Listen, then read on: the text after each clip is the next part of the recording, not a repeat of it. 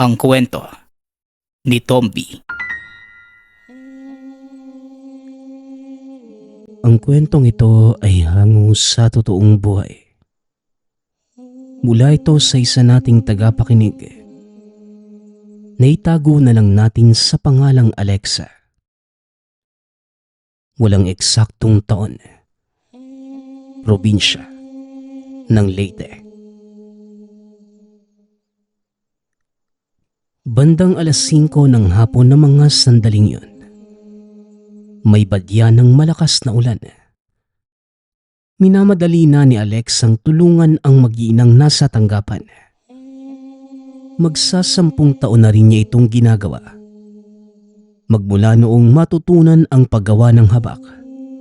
Pangontra ng mga sanggol at bata laban sa anumang banta ng kapahamakan. Lalo na sa puwersa ng mga nilalang at elemento. Alexa, maraming salamat talaga sa serbisyo mo. 5 na ang mga anak ko at wala silang dinamdam. Dahil dyan sa pangontra mong habak, talagang mabisa at pinoproteksyonan laban sa kasamaan. Oo naman, pasalamat tayo. Hindi natuloy ang paglipat ni Alex sa ibang bayan dahil hanggang ngayon, ligtas tayong lahat. Ligtas talaga tayo. Dahil hindi lang mga bata ang pinoproteksyonan ng habak, pati na tayong matatanda. Naku, salamat po sa mga papuri. Ginagawa ko lamang po ang aking makakaya para makatulong sa inyo. Abat, mana ka talaga sa yumaong mong lola. Noong nabubuhay pa, ganito rin ang ginagawa niya. Mabuti na lang at naturuan ka niya. Tignan mo, naipagpatuloy mo ang kanyang layunin. Napapangiti na lamang si Alexa sa papuring ibinibigay ng mga inang matagal na rin niyang tinutulungan. Ngunit sa kaparehong pagkakataon, nakaramdam din ito ng kirot sa muling pag-alala sa yumaong lola na nagturo sa kanya ng lahat. Mahigit 10 taon na rin ang lumipas noong mamaalam ito. 10 taon na ding naghahanap kung sino ang pumatay. Hindi naman totoong naaksidente o nasagasaan si Lola Maris. Ang totoo, may aswang na humabol sa kanya noong gabi at sa kasamaang palad. Napuruhan at napatay. Lumabas na nasagasaan ang truck dahil matapos mapatay ng aswang sa gitna ng daan. May dumaang truck na lasing ang nagmamaneho. Nalatayan ang bangkay. Subalit patay na ito bago pa man mangyari yon.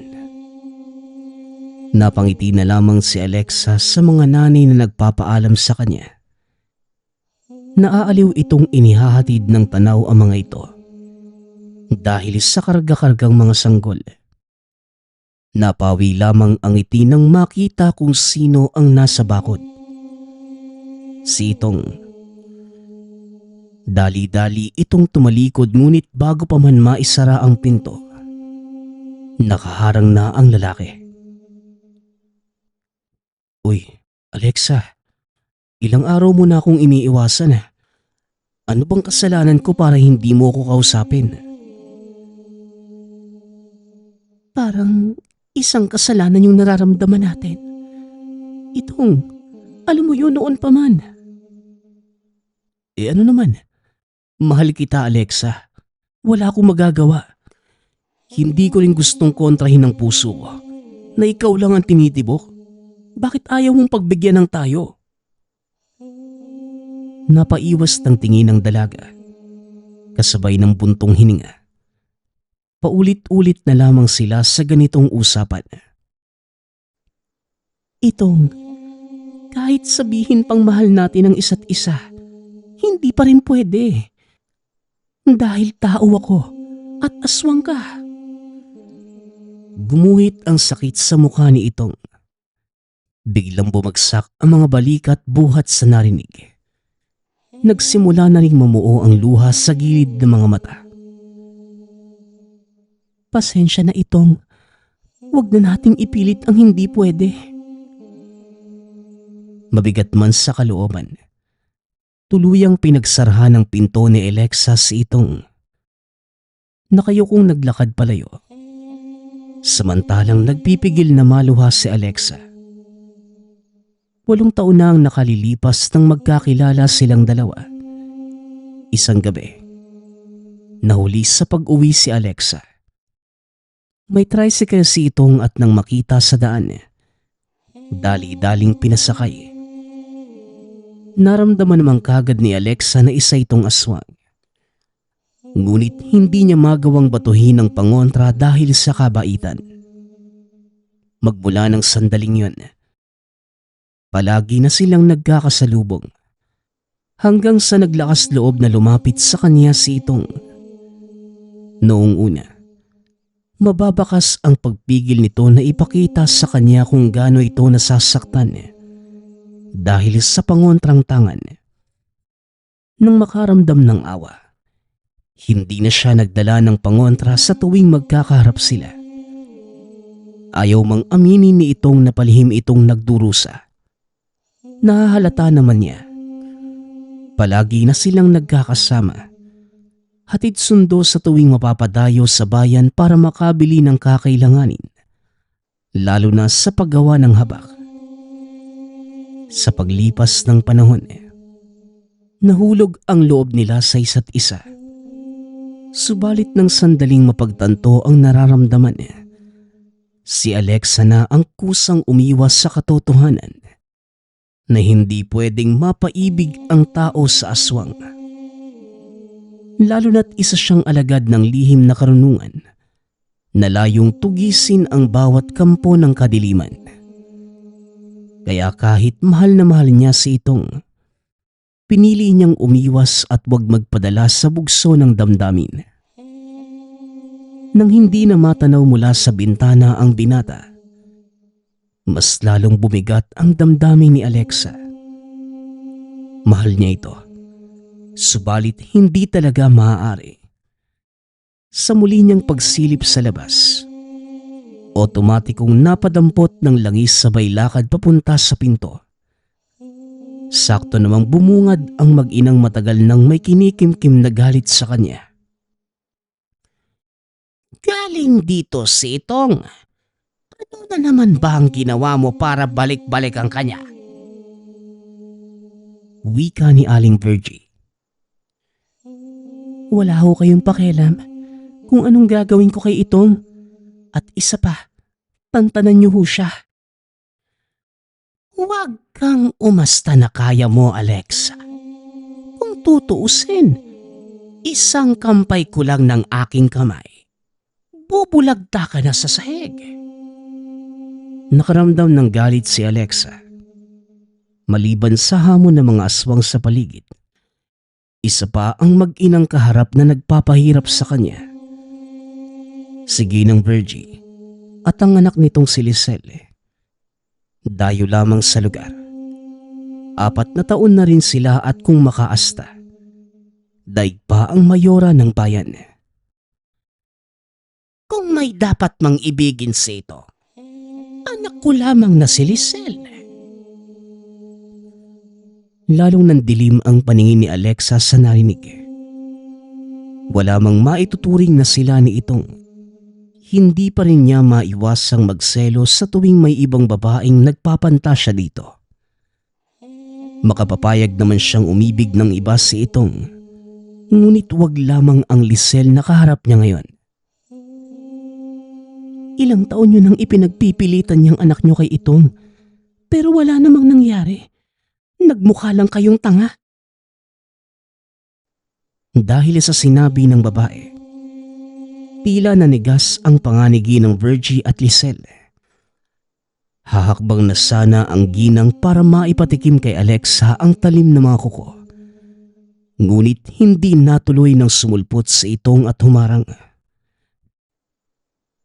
Huwag kayong lalapit kay Alexa. Pati ang dalaga nagulat sa paglitaw ni Itong. Kagading nawala ang pagkagulat nang maalalang galing ito sa mataas na antas ng aswang. Sumusulpot kung saan nang hindi namamalayan. Itong, Tumigil ka. Huwag mong tawagin ang pangalan ko. Kayo, anong ginagawa niyo dito? pinagsasabihan ko lang si Alexa na itigil na ang kakailusyon sa'yo. Dahil kung may iibigin ka man, dapat lamang si Lisel yon. Kung may iibigin man ho ako, si Alexa lang yun. Siya lang at wala ng iba. Mas lalong nanigas ang panga ng mag-ina dahil sa sinabi ni Itong. Ngunit pinili nilang kumalma at isawalang bahala na lamang dahil sa kanilang layo na makuha ang loob nito. Mukhang uulan na anumang oras ngayon. Mauna na kami. Ito, huwag ka na rin gumala-gala pa dahil masama ang timpla ng panahon. Wika ni Aling Virgie. Dahan-dahan nang lumakad palayo ang mag-ina. Nagmamadali namang pumasok ng tahanan si Alexa. Hindi binigyan ng pagkakataon si Itong. Nais sana nitong makiusap. Subalit na baling ang pansin sa kabilang dako kung saan may biglang dumaan. Naagaw ang pansin sa bagay na yon, kaya sinundan ang bakas ng nakitang kahinahinala. Napansin niyo ni Alexa. Hindi na nagtaka nang dalhin sa kanya ng hangin ang samyo ng aswang. Nasa malapit lamang ito ayon sa pakiramdam. Kagad niyang binulsa ang mga pangontra, langis at habak. Pagkatapos ay nagmamadaling lumabas upang mahanap ang aswang. Sa paglipas ng bawat segundo, mas lalong lumalakas ang pag-alingasaw. Binuksan na niya ang bote ng langis habang ipinupulupot sa kamay ang tali ng habak. Pinagmasdan niyang maigi ang paligid hanggang sa mahagip ng paningin ng aswang. Tumatakbo at mukhang may humahabol. Ilang sandali pa, nakita niya si Itong na nakasunod. Dali-dali naman itong naalerto at sinundan. Pagkarating sa unahan, naabutan niya ang tagpong ginugulpi ni Itong ang aswang. Napasiksik na lamang ang nilalang habang walang tigil na iniinda ang lupit na ibinibigay ni Itong. Makalipas ang ilang sandali, nakahantusay na lamang ito. Natigil naman ang binata nang mapansin siyang nakatayo sa hindi kalayuan. Alexa, umuwi ka na. Ako nang bahala rito. May binabalak na masama ang isang to. Naabutan kong pumuslit sa bahay ni Aling Mariane. Napatango na lamang ang dalaga. Hanggang sa unti-unti nang umulan. Nagmamadali nang umuwi ang dalaga. May tiwala naman ito kay Itong. Dahil madalas itong tumulong sa pagtugis ng mga aswang na walang tigil sa pangbibiktima sa lugar. Alam din ng lahat ng tao na aswang si Itong. Ngunit dahil sa likas na kabaitan at pagtulong para ipaglaban ang mga tao sa kapwa aswang, walang naglalakas loob na paalisin siya. Bagkus minahal pa ito ng mga tao. Sa pagsapit ng 9:00 ng gabi, malakas pa rin ang buhos ng ulan. Dahil hindi makatulog sa ingay, ibinuhos na lamang ni Alexa ang atensyon sa paggawa ng habak. Mabisa ang mga gawa ng dalaga. Dahil gawa ito sa iba't ibang mutya na biyaya ng kalikasan. Katulad ng mutya ng kidlat, bato omo, bato infinito, sinukuan, at orasyong Latin. Lahat ng ito ay kanyang pinagsasama-sama. Ibinalot sa papel na gawa sa pilak at saka binalot ng kulay pulang tela. Maiging tatayhiin ang bawat dulo pagkatapos. Lalagyan ang tali upang pwedeng ikabit sa pulsuhan o sa bewang. Dinadasalan niya rin ito tuwing araw ng Miyerkules at Biyernes. Sa ganap na 6:00 ng hapon. Matapos makagawa ng 10 habak, napatigil si Alexa na may kumalabog sa labas. Binitbit ang langis saka tinignan ng nangyari. Sa kabila ng malakas na buhos ng ulan, mas lumalakas pa rin ang ingay ng kalabog. Nakatayo lamang si Alexa sa may pintuan. Hindi makalabas dahil sa ulan. Tinignan niya ang paligid. Subalit wala siyang makita, ngunit alam niyang may aswang. Umaalingasaw ang amoy nito. Ilang sandali pa, ang aswang na ang kusang nagpakita sa kanya. Tumalon mula sa bubong ang nilalang na ngayon nanlilisik ang mga matang nakatingin kay Alexa. Kaagad namang binuksan ng dalaga ang bote ng langis. Umakbang ng 3 beses at nagsimulang magdasal gamit ang wikang Latin. Kasabay nito, ang pagsaboy ng langis na kahit hindi umaabot sa balat ng aswang. Napaatras pa rin ito. Ipinagpatuloy yon ng dalaga hanggang sa nahirapan na ang nilalang. Ni hindi ito makalapit. Dahil wala itong panama sa kanya, kusa na ding umalis. Matapos yon sinabitan ni Alexa ang pinto ng habak. Makalipas lamang ang ilang sandali, may kumatok sa pinto. Sa pagkakataong yon ay si Aling Teresa. Bitbit pa ang 2 buwang sanggol. Dali-dali naman niya itong pinapasok at binigyan ng tuwalya. Basang-basa at nanginginig na sa lamig. Hindi na ito nagtanong dahil alam na ang nangyayari. Pagsilip sa bintana, may aswang na nakatago sa mayayabong na halaman sa hindi kalayuan. Alexa, tulungan mo kami ng anak ko. Wala kasi sa bahay si Mario. Umuwi ng probinsya dahil namatay ang kanyang ina. Kami lamang ng anak ko sa bahay. Inaswang pa kami. Kaagad namang kinabitan ni Alexa ng habak ang sanggol. Binigyan na rin niya si Aling Teresa. Pagkatapos, bumulong sa hangin ng orasyon sabay saboy ng langis. Katulad ng aswang na nauna niyang itinaboy, ganon din ang nangyari. Natataranta na lamang na umalis ang aswang habang napapahampas sa iba't ibang bahagi ng katawan. Ibig sabihin, nagawa niyang ipadala ang pangontrang langis sa hangin upang ipagtabuyan ang nilalang. Sa bahay na rin ni Alexa tumuloy ang mag-ina sa takot na balikan ng aswang. Lumipas din ang gabi na mulat si Alexa. Maiging binantayan ng mag-ina. Kinabukasan, balik sa pagbibigay serbisyo si Alexa. Marami na din ang naghihintay sa bakuran. Mga taong umaasa sa kanyang pangontra. Sa lugar nila, laganap ang mga aswang kaya araw-araw na may nagpapasadya para makahingi ng pangontra. Libre naman itong ibinibigay ni Alexa. Subalit ang mga tao ay nagbibigay ng salapi o mga pagkain bilang kabayaran. Ayaw sana ng dalagang tumanggap dahil gusto lamang namang makatulong. Ngunit wala na itong nagawa dahil iniiwan ng mga ito ang dalang bayad. Nagpapasalamat na lamang siya dahil kahit papano ay may pantustos sa araw-araw, lalo na't wala siyang trabaho.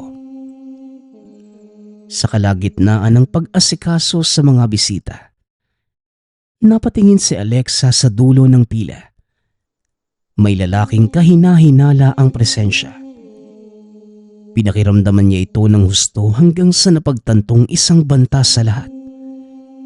Binilisan niya ang pagkabit ng habak sa batang kaharap at nagpaalam pagkatapos. Bitbit niya ang langis at habak sa kabilang kamay.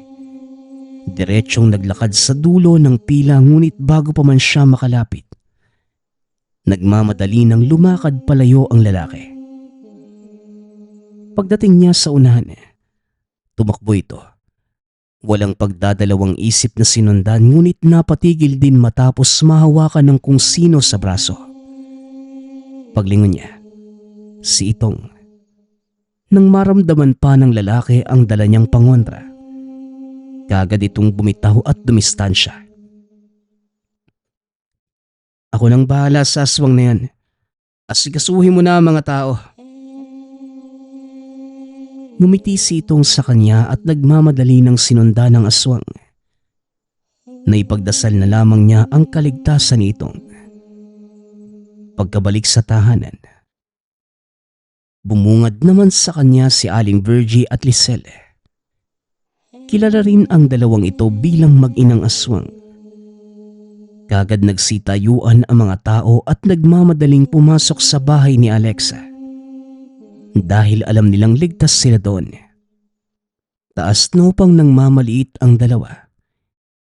Isa-isang ginigiba ang mga kagamitan sa bakuran. Hindi na nakapagtimpi si Alexa. Pinatikim niya ng dahas ang dalawa. Gamit ang habak. Nagmamadali itong lumapit kay Lisel at walang kung ano-ano'y ipinilupot sa leeg nito ang habak. Kitang-kita naman sa mukha ni Lisel ang pagkagulat. Pati ni Aling Virgie na nagsisigaw. Bitawan mo ang anak ko. Bitawan mo siya. Ngunit mas lalong hinigpitan ni Alexa ang pagpulupot ng habak sa leeg ng dalaga. Natataranta itong tinatapik ang kanyang kamay para mapakawalan. Subalit wala itong balak na bumitaw. Si Aling Virgie naman sa kabilang banda, hindi na mapigilang mapaluhod upang magmakaawa.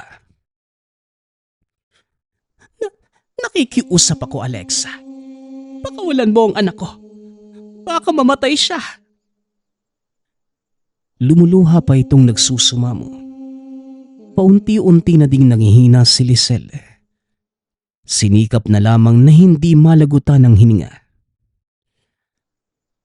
Ang kapal ng mukha niyong pumarito at manggulo. Tapos ngayon, luluhod kayo para magmakaawa?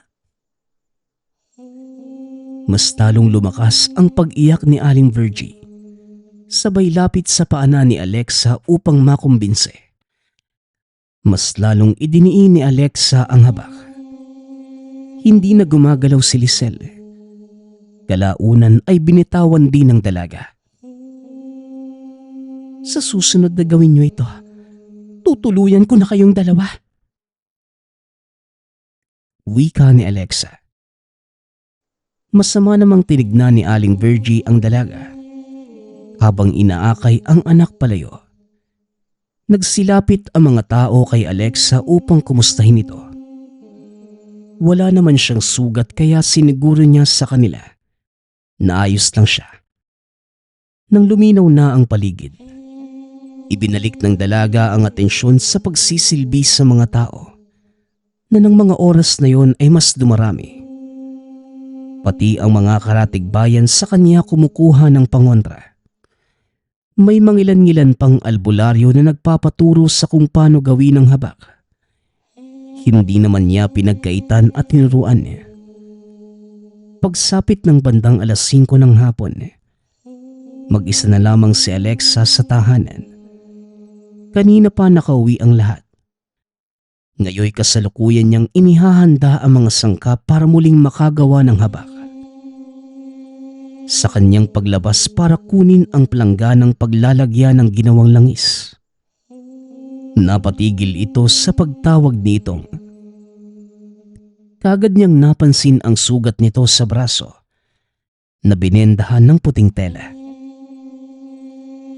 May dala ko mga sangkap na pwede mong gamitin sa paggawa ng langis, oh. Wika ni Itong. Inilahad niya ang basket na merong lamang 2 piraso ng nyug, luya at uling. Bago ito lumapit, tinanggal muna ng dalaga ang habak na nakapulupot sa kanyang bewang. Hindi mo na kailangang gawin yan. Ayos lang naman ako eh. Umiling si Alexa. Tuluyang tinanggal ang habak. Maingat niya itong ipinatong sa lagayan malapit sa pinto. Pagkatapos lumapit kay Itong para kunin ang dala nito. Nagkataon din kasing naubusan na siya ng niyog na siyang pangunahing sangkap sa paggawa ng langis. Ang uling at luya ay pwede niyang gawing sangkap sa iba. Maraming salamat. Walang anuman. Siya nga pala, yung aswang kanina, naitumba ko na. Huwag kang mag-alala. Nagtayo ko dyan sa malapit para kapag kailangan mo ng tulong, makaresponde ako kagad. Hindi na napigilan ni Alexa na mapangiti matapos makita ang kubo sa hindi kalayuan. Hindi niya yon napansin kanina. Napakabilis naman yata ng paggawa mo. Oo, kasi parang napapadalas na yung pagdayo ng mga aswang dito sa atin. Hindi naman pwedeng pabayaan na lang kita. Karga-karga mo na nga sa balikat yung kaligtasan ng buong lugar eh. Ikaw at ang pangontra mong habak ang inaasahan ng lahat. Hindi pwedeng wala akong gawin dahil kung tutusin, may kasalanan din ako eh. Aswang ang gumagambala sa inyo at hindi naman ako naiiba sa kanila. Naiiba ka, Itong. Hindi ka naman nananakit ng tao eh. Kahit noon pa man. Gusto ko lang kasing mamuhay bilang tao kahit alam kong walang pag-asa. Nasa dugo ko na yung pagiging halimaw eh. Wala. Pinanganak na akong ganito. Wala sa sariling niyakap ni Alexa si Itong. Nakaramdam ito ng awa sa sinabi ng binata. Ilang segundo silang nagyakapan. Ngunit kumalas din sa isa't isa matapos marinig ang sigawan sa gawing kanan. Sa bandang may bahay-bahay. Aswang! May aswang! Nauna na si Itong samantalang pumasok muna ng bahay si Alexa upang makakuha ng pangontra. Nang makarating sa kapitbahay, naabutan nila ang isang aswang na kasalukuyang nakadapo sa bubong. Sa bahay na yon, nasa loob si Aling Daisy, kasama ang 11 buwan na sanggol. Humahagulgol na nakadungaw sa bintana, nanghihingi ng tulong. Sa sobrang takot hindi na malaman ang gagawin, pati ang sanggol ay hindi na matigil sa pag-iyak. Nagsimula na din itong mangitim. Alexa, ako na ang bahala sa aswang. Ikaw naman sa mag-ina. Napatango si Alexa. At nang sandaling inakyat ni Itong ang aswang sa bubong, nagmamadali naman siyang pumasok ng tahanan upang mailigtas ang mag-ina. Kinabitan niya ang dalawa ng habak saka pinalabas ng bahay. Habang nasa likod bahay ang 2 aswang, dahan-dahan itong nag-usal ng dasal. Tinawag ang hangin upang iparating sa nilalang ang orasyong lumalabas sa bibig. Sinabayan niya ito ng pagsaboy ng langis. Ilang sandali pa, ang aswang na ang nagkusang umatras matapos maramdaman ang ginawa ni Alexa. Sa pagtakbo nito, hindi pa rin tinantana ni Itong. Hinabol at layong maparusahan ng husto. Sa kabilang banda naman, inasikaso ni Alexa ang mag-ina na nanginginig sa takot. Dinala ang 2 sa tahanan at pansamantalang pinatuloy. Maraming salamat talaga, Alexa. Kung hindi kayo dumating nitong, siguro natuluyan kaming 2 ng anak ko. Huwag po kayo magsabi ng ganyan. Saka hindi ko po hahayaang may mapahamak dito sa lugar natin. Siya nga po pala. Itong bagong habak ang gamitin ninyo. Dinoble ko ang bisa sa mga bagong gawa para masigurado na walang aswang na makalapit lalo na sa bata. Maraming salamat, Alexa.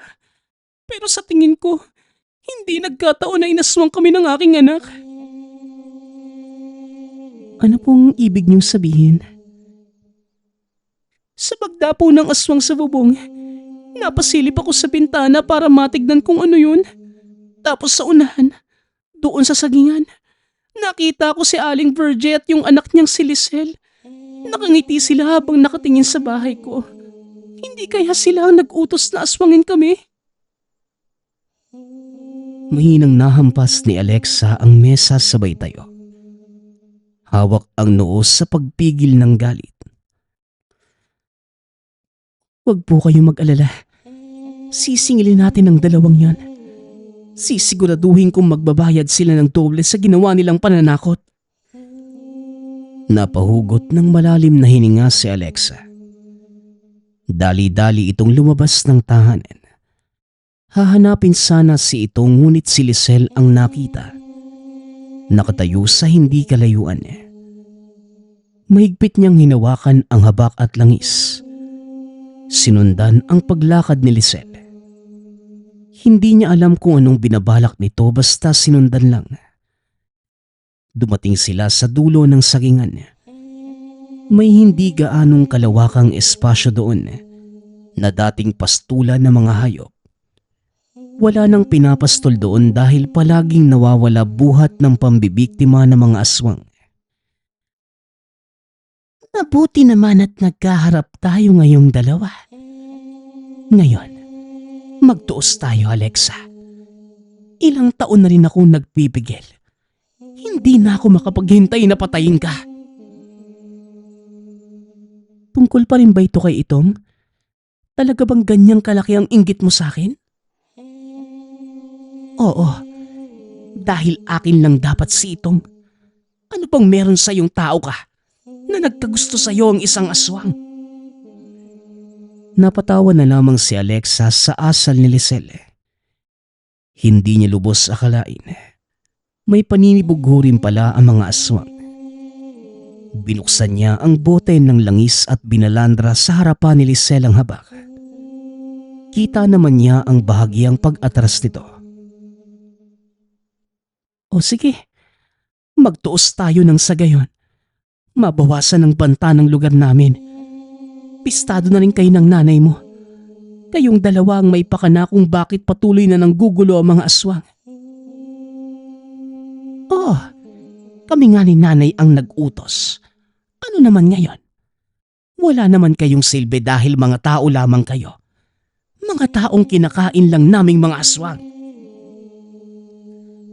Sa galit ni Alexa, walang pasabing isinaboy ang langis. Kagad namang napadaing si Lisel. Nahampas pa ang sariling muka sa pagkapit ng langis. Nilapitan niya ito at hindi na pinalampas ang pagkakataong yun. Nahagupitin ng sampal at hampas. Maayos pang nilagay sa palad ang habak upang sa pagsampal. Ito ang dadapo sa mukha ng aswang. Nagtagumpay naman at ilang sandali pa. Mababakas na ang pamumulat pagkapaso ng balat ni Lisel. Umalingaw-ngaw sa buong dako ang kanyang hiyaw. Nag-anyong aswang na rin subalit walang naging laban kay Alexa.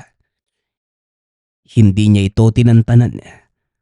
Patuloy na hinahagupit ng sampal hanggang sa nanghinat bumulagtas sa lupa. Muntikan ka nang mamatay sa mga kamay ko noon, Lisel. Pero ngayon, hindi na ako makakapayag na mabuhay ka pa.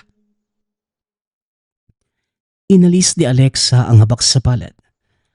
Parsahang hinawakan sa baba si Lisel. Tinangkang ipalunok ang habak.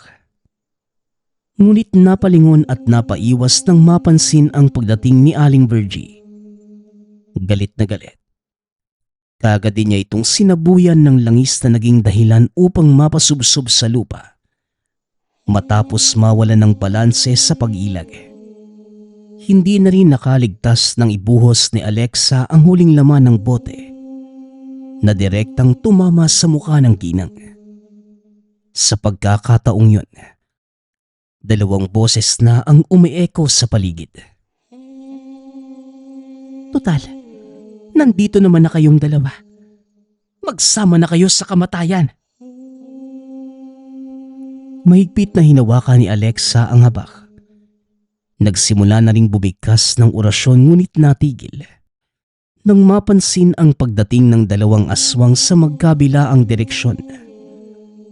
Sa pagkakataong ito, nakatawag na ng saklolo sa ibang kalahi ang mag-inang aswang na ngayon nagsidatingan.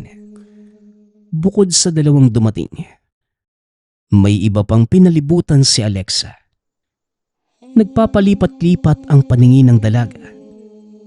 Kinakabahan na rin siya dahil hindi sanay na makipaglaban sa higit na dalawang aswang. Hindi rin siya gaanong biyasa sa harap-harapang labanan dahil ang natutunan ay paggawa lamang ng pangontra laban sa mga nilalang. Tapusin niyo ang babaeng yan. Huwag niyong hahayaang mabuhay pa. Patayin niyo na. Utos ni Aling Virgie. Kagad namang nagsikilos ang mga aswang upang salakayin si Alexa. Nagmamadali namang umalis ang mag-ina upang iligtas ang kani-kanilang sarili na masyado nang napuruhan niya. Sa kabila ng pangamba, itinuloy pa rin ni Alexa ang orasyon. Alam niyang hindi makakalapit ang mga aswang dahil sa proteksyon ng habak. Hanggang sa pagtatangkang paglapit lamang ang mga ito dahil natatakot din sa banta ng pangontra. Habang ipinagpapatuloy ang pagsambit ng orasyon, dahan-dahan din itong umepekto. Unti-unting nanghina ang mga nilalang. Nang mapansin ito ni Alexa, pinaulit-ulit niya ang pag-usal sabay bukas ng panibagong bote ng langis, sabay saboy sa mga aswang. Dito na napaatras ang mga nilalang. Pasuray-suray at nangingisay. Napatigil din si Alexa nung may ibang aswang na dumating. Isasaboy na sana ang tirang langis sa bote nang makilala ito. Si Itong. Kagad nitong sinakmal ang kapwa aswang at walang kung ano-ano'y ibinalibag palayo. May isa pang napuruhan at ang iba naman ay nag-unahan na sa pagtakas. Makalipas ang ilang sandali, bumalik sa anyong tao si Itong at hinarap si Alexa. Kagading napaiwas ng tingin sabay inda sa bisa ng pangontrang tanga nito. Anong ginagawa mo rito? Pinuntahan kita sa inyo eh. Pero wala ka naman doon. Sinabi ni Aling Daisy na lumabas ka raw. Hindi mo naman kailangang tumulong. Kaya ko naman. Alam ko. Pero hindi ko kayang hayaan ka na lang eh. Baka kung mapano ka. Tama na Itong. Mas mabuti pang umalis ka na lang. Sa puntong ito, walang ibang naramdaman si Alexa kung hindi galit. Naiintindihan na niya ang nangyayari. Kung patuloy na lalapit sa kanya si Itong, patuloy ding manganganib ang lahat ng tao sa lugar. Dahil hindi titigil ang mag-inang aswang. At kung titigil naman si Itong, siguro'y matatahimik na ang lahat. Kagad na pinagsarhan ni Alexa ng pinto ang binata. Hindi rin magawang makapasok kahit sa bakuran dahil sa iniwang habak ni Alexa. Napaupo na lamang ito sa hindi kalayuan. Hinihintay na dumungaw si Alexa sa bintana. Ngunit sumapit na lamang ang hating gabi. Hindi yon nangyari. Hanggang kailan mo ipagtatabuyan si Itong? Alexa, hindi mo man aminin, mahal mo rin siya. Alam kong mahirap dahil sa lungat ng kapalaran niyo. Tao ka na layong magsilbi sa lihim na karunungan, samantalang aswang naman si Itong. Pero makikita naman kung gaano siya nagsusumikap na umayos at mamuhay bilang tao. Hindi ba? Kinakargo mo ang banta ng aswang sa lugar natin. Tinatapatan ka naman niya tinutulungan. Alexa, kung mamarapatin mo, Bakit hindi mo pagbigyan ng pag-iibigan ninyo? Napabuntong hininga na lamang si Alexa sa sinabi ni Aling Daisy. Napangiti na lamang ito at nagpaalam nang bumalik sa kwartong tinutulugan. Kahit gusto niyang subukan at sumugal sa pag-ibig, nagdadalawang isip naman siya dahil sa dami ng balakid. Maliban sa salungat nilang katauhan, nandyan din ang mag-inang Aling Virgie at Lisel na handang gawin ang lahat para lamang magkahiwalay sila. Ang mas malala pa, dinadamay na mga ito ang mga tao. Nauna na niyang pinanghawakan ang pangakong pagsisilbihan at ipagtatanggol ang kapwa-tao laban sa mga aswang. Kaya may pag-aalangan siyang pagbigyan ang pagmamahalan nila ito, kung kapalit nun ay kapahamakan ng lahat.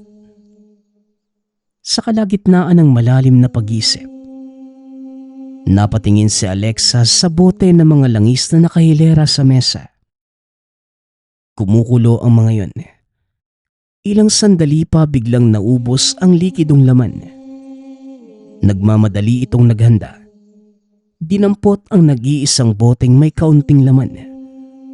Kumuha na rin siya ng ilang habak sabay labas.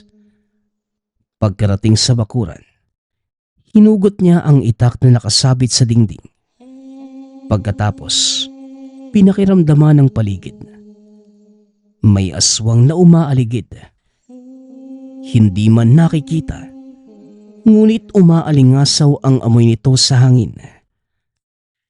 Makalipas ang ilang sandali, nasundan ng tingin ni Alexa ang figurang nagmamadaling tumakbo papunta sa kabahayan sa unahan. Alam niyang yun ang aswang kaya walang pagdadalawang isip na sinundan niya. Habang nakasunod, nagulat na lamang ito nang may biglang kumapit sa kanya.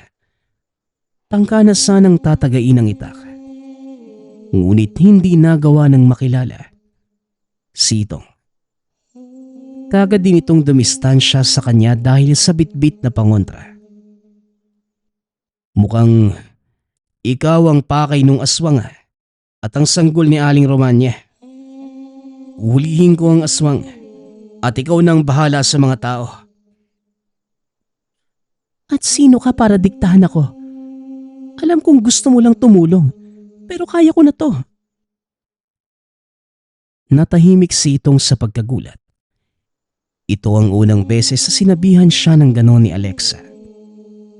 Madalas itong umuoo kapag gusto niyang tumulong. Ngunit mukhang nagbago na ang isipan ng dalaga. Itinataboy mo ba ako? Oo.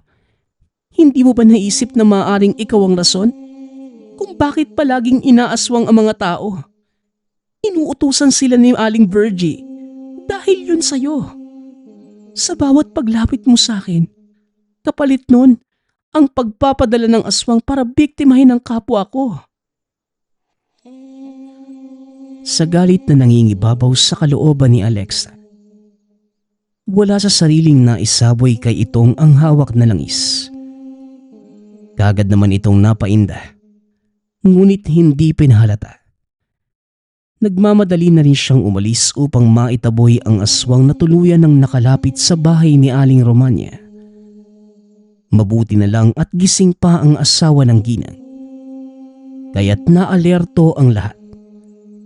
Tangka na sanang papasok ang aswang, ngunit hindi na natuloy nang maramdaman ang bisa ng habak na tanga ni Alexa. Kagad itong bumaba mula sa pagkakapatong sa bintana. Hindi na rin nakaalis matapos sabuyan ng langis at natalian ng habak sa leeg. Nagwawala ang nilalang habang pilit na tinatanggal ang pangontra. Wala na din itong kawala ng pagtulungang bugbugin ng mga kapitbahay. Binugbog nila ng binugbog, hanggang sa mismong harapan nila binawian ng buhay. Masyadong napuruhan ang bahaging tinamaan ng habak. Mulat itong nakahandusay sa lupa. Upang makasiguro, Kinabitan ng panibagong habak ni Alexa ang sanggol na karga ni Aling Romanya. May habak naman na ito ngunit dinagdagan niya ng isa. Pati ang pinto at bintana sa kwartong tinutulugan ng sanggol, sinabitan na rin. Pagkatapos, nagpaalam na itong umuwi. Pagkarating sa tahanan, naabutan niya si itong na naghihintay. Akma sana itong lalapit subalit hindi nagawa dahil sa pangontrang pumipigil. Nakaramdam naman ng awa si Alexa matapos makita ang pisngi at leeg ni itong na may bakas ng pagkapaso dahil sa pagsaboy niya ng langis kanina. Gustuhin mang humingi ng tawad, ngunit pinigilan ang sarili upang tuluyang maputol ang koneksyon nilang dalawa. Kinabukasan, luwabas ng tahanan si Alexa at narinig ang bulungan ng mga kapitbahay. Alam kong mabait si Alexa, pero hindi naman maitatanggi na may kasalanan din siya sa nangyayaring pang-aswang sa atin. Tama, nangyayari lang naman ang lahat nung nagsimulang magkaroon ng alitan sa pagitan niya at ng mag-inang Virgie at Lisel. Alam naman ang lahat na aswang din ng dalawang yon. Tapos ang trabaho ni Alexa, buksain ang lahi nila. Kaya nga, nakakaawa dahil nasisisi siya. Pero may kasalanan din eh. Dahil sa mga salitang narinig, mas lalong bumigat ang damdamin ni Alexa. Upang makaiwas sa mga tao, buong araw itong nagkulong sa tahanan. Ni walang ganang makipag-usap sa kahit na sino. Lumabas lamang ng mga hasi itong na pumasok.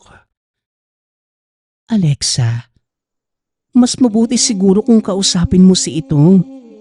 Marami na siyang natamong sugat sa katawan dahil sa pangontra. Nakakaawa naman. Aling Daisy, ayaw kong may tao na namang madamay dahil sa aming dalawa.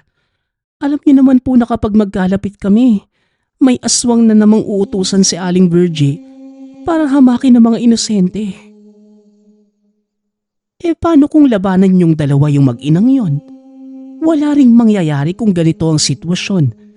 Iiwas ka tapos si Itong naman naghahanap ng paraan para makalapit sa'yo. Wala rin.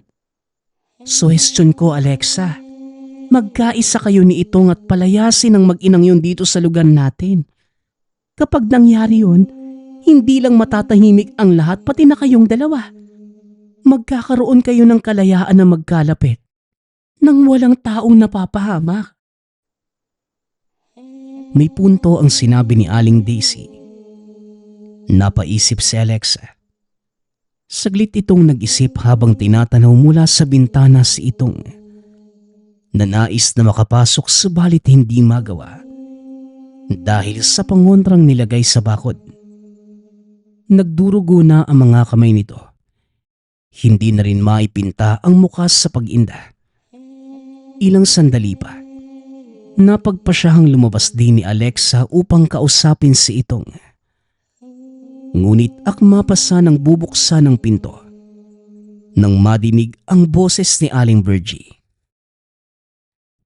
Itong, huwag mo nang ipagpilitan ang sarili mo sa taong ayaw naman. Dito naman ang anak kong si Lisel. Handa kang pagsilbihan bilang asawa. Manahimik ka nga, tanda. Huwag kang mangialam kung ayaw mong patayin kita. Rinding-rindi na ako sa inyo ng anak mo. Kapag hindi ako nakapagpigil, sisiguraduhin ko na ang kamatayan nyo. Aba, kung makapagsalita ka naman. Hoy Itong, ikaw na nga itong tinutulungan. Ikaw pa ang galit. Ano bang mapapala mo sa babaeng yan? Tao siya na alagad ng lihim na karunungan. Ikaw naman ay isang aswang. Imposible yon. Imbes na si Alexa, bakit hindi na lang si Lisel? Ibigin mo ang iyong kapwa aswang Itong. Hindi ko hinihingi ang opinyon mo, Virgie.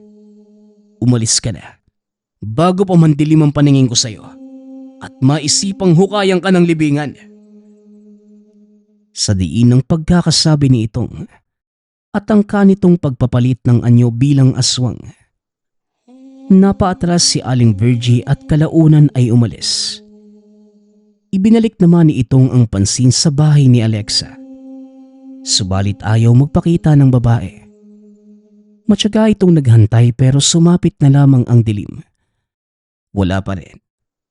Napapabuntong hininga na lamang siyang umalis. Pasado 8:00 ng gabi nang magkagulo sa labas. Patulog na sana si Alexa nang madinig ang ingay. Pati si Aling Daisy na nakikituloy sa tahanan. Nagising at nakiusyoso sa nangyari. Ano pong meron? Mga aswang. Diyos mio, napakarami nila. Pagtingin ni Alexa sa labas, nagkanda-ugaga na ang lahat dahil sa dami ng aswang. May ilang nanlaban ngunit nasugatan din. Hindi naman makalapit sa bahay ang mga nilalang.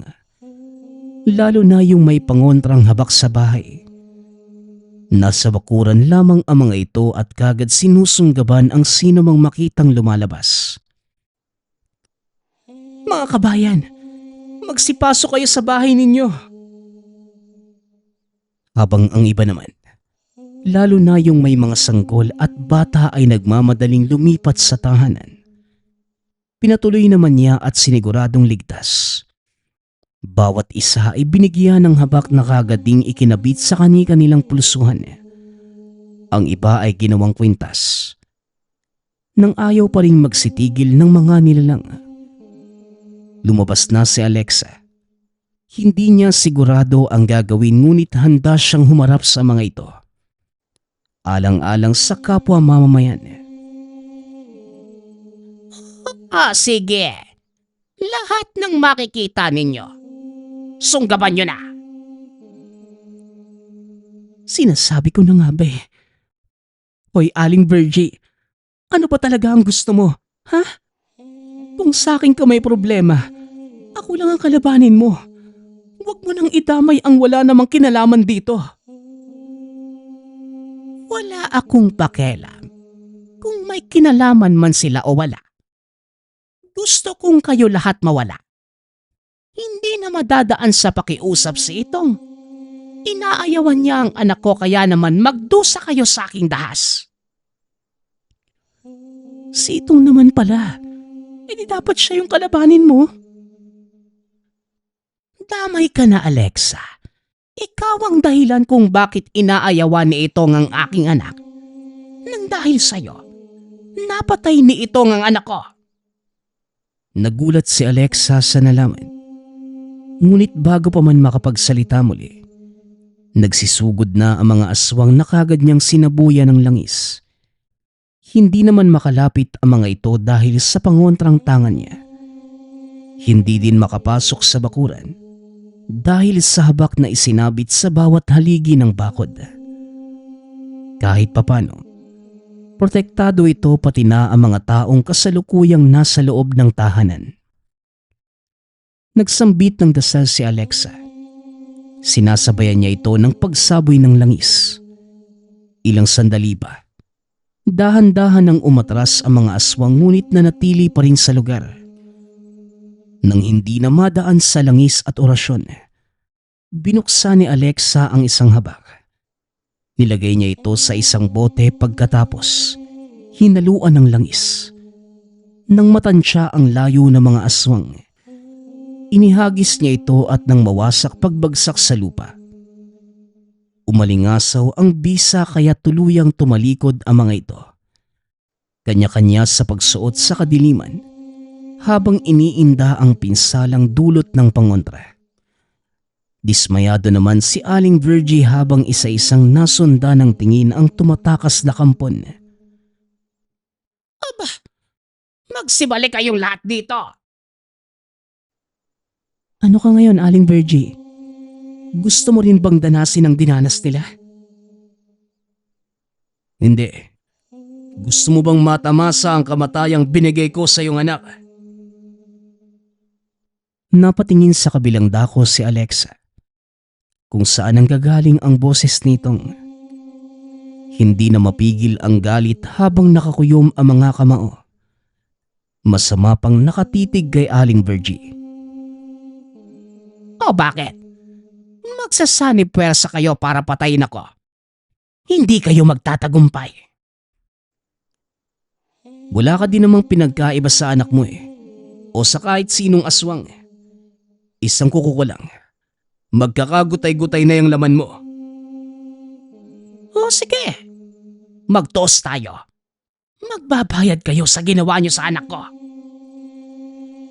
Sa isang iglap lang, nag-anyong aswang si Aling Virgie. Isa itong aswang na may pakpak. Kagad nitong sinunggaban si itong. Sinalubong naman ito ng binata na nag-anyong aswang na din. Nagpalipat-lipat lamang ang tingin ni Alexa sa dalawang nilalang na nagtutuos sa kanyang harapan. Ngunit hindi na rin nabahala dahil higit na mas malakas si itong kumpara sa ginang. Kahit ganon, inihanda pa rin niya ang pangontra kung sakaling kinakailangang mangelam sa bakbakan ng dalawa.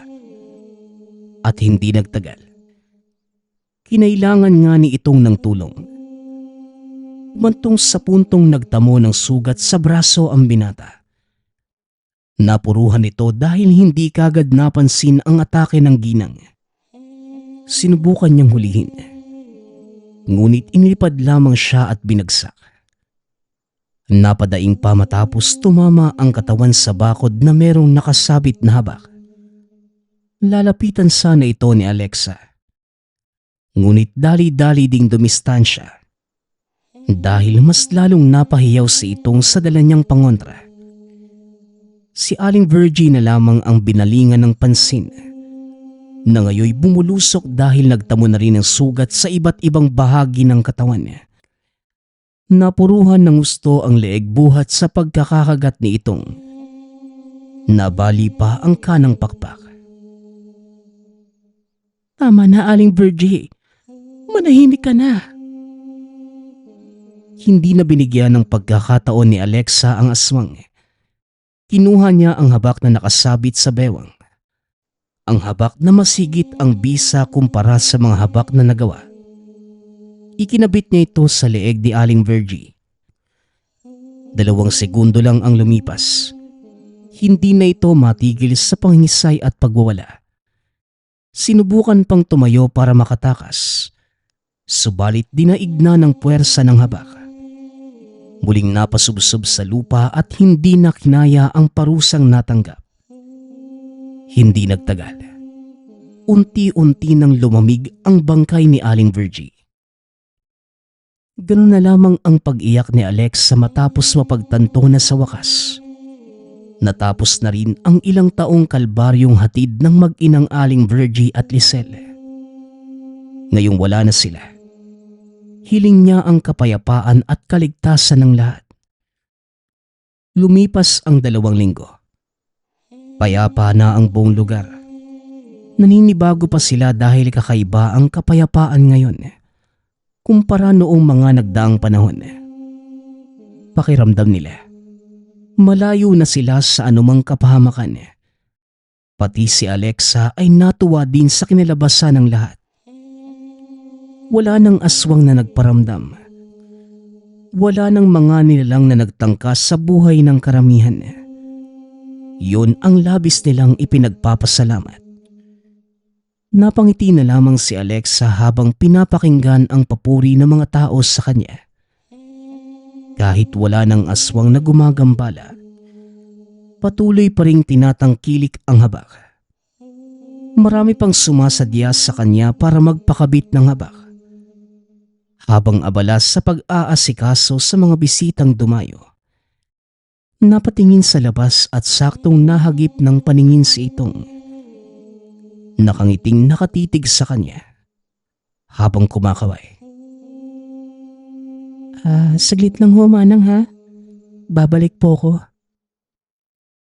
Iniwanan niya sandali ang manang para makausap si itong. Gumaan na rin ang kanyang kalooban sa paglipas ng panahon. Oh, napadaan ka. May ibibigay lang sana ako eh. Pwede mo magamit sa paggawa ng langis sa tabak. Pasensya ka na dyan ha. Yan lang yung kaya kong hawakan eh. Masyadong masakit sa balat yung iba. Naantig ang damdamin ng dalaga. Napansin din niya ang bakas ng paso sa mga kamay nito. Ngunit sa halip na ipakitang nasasaktan, sinikap itong itago ng binata. Huwag kang mag-alala. Hindi ko na ipipilit yung pag-ibig ko sa'yo. Pero sana, hayaan mong ibigin kita sa lihim na paraan. Diyan lang ako sa malayo. Tatanawin ka. Salamat sa pag-intindi itong ha. Oo naman. Mahal kita eh. Huwag mo lang akong ipagtatabuyan ha. Pangako, hindi na ako magiging pasaway. Natawa na lamang si Alexa. Nag-usap sila ng ilang saglit at nang mapansing dumarami na ang sumasadya sa tahanan. Nagpaalam na si Alexa. Habang inaasikaso ng dalaga ang mga tao, nasa hindi kalayuan lamang si itong palihim na pinagmamasdan ang sinisinta na hindi maaaring lapitan dahil sa lungat ang kanilang pagkatao. Nagpapasalamat nga pala ako sa lahat ng sumusuporta sa ating channel. Nawa ay patuloy niyong suportahan at pakinggan ang ating mga kwento. Hanggang sa muling pakikinig. Paalam.